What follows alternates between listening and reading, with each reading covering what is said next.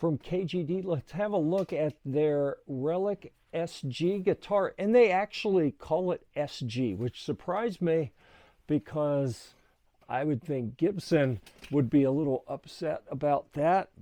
But, you know, it's not really an SG shape. We'll get into that. I'll show you what's the same and what's different here shortly. But starting at the top, working our way down, we have tuners that are unbranded, but they look suspiciously like Grovers. We'll look at those when we get to the back. Here's our truss rod cover, 3 screws holding that cover, your truss rod adjustments under that. This feels and looks like a bone nut to me. I did need to lower the strings on 1, 2, 3, 4.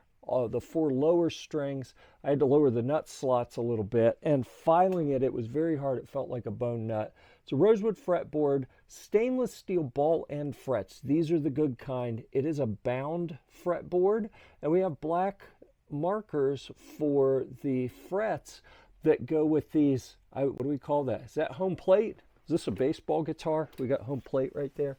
I don't know, but the fret markers are kind of that mother of toilet seat kind of perloid on the bound rosewood fretboard. It is a mahogany neck. We'll look at the back of that where you can see the wood a little bit better later.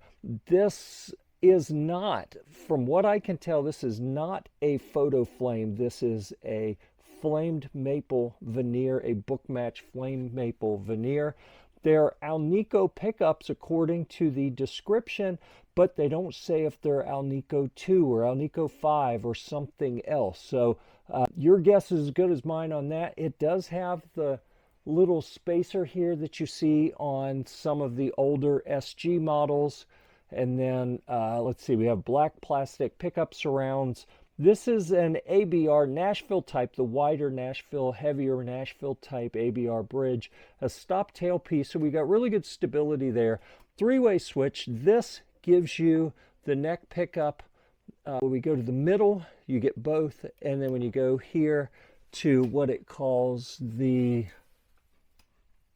treble, that's going to give you your bridge pickup. We have 2 volume knobs, 2 tone knobs. So this, here, I'll point to which ones they go to, okay? So your neck and your bridge, and then the tone, neck, and bridge. So that tells you how all of those work. Here's your output jack right here on the front. And this is the Sunburst. They also have the exact same guitar. They make it in black, they make it in red, they make it in yellow, and they make it in Sunburst. All of them are relics. So that is the big thing with KGD guitars, is they relic them, and they don't just put some scratches. Like, it is pervasive throughout the guitar, where this, it's like they sanded it and rubbed dirt in it or something to make it look thoroughly used. The way they have carved and cut things in various places, it really does look like this guitar is 30, 40 years old, in my opinion. And I say that I've bought relics from different brands that didn't look like they were old and used. This actually does really look like an old and used guitar, except for the neck. The frets have no wear, and it's pretty smooth everywhere around. So the playability section, it's like a new guitar, but then the aesthetic is like a used guitar. If we flip it around, here you can see I mentioned that they were like unbranded Grovers, and it's also got a little printed serial number stamped on, just like an old custom shop Gibson might have. And don't these look quite a bit like Grover tuners, just without the word Grover on them?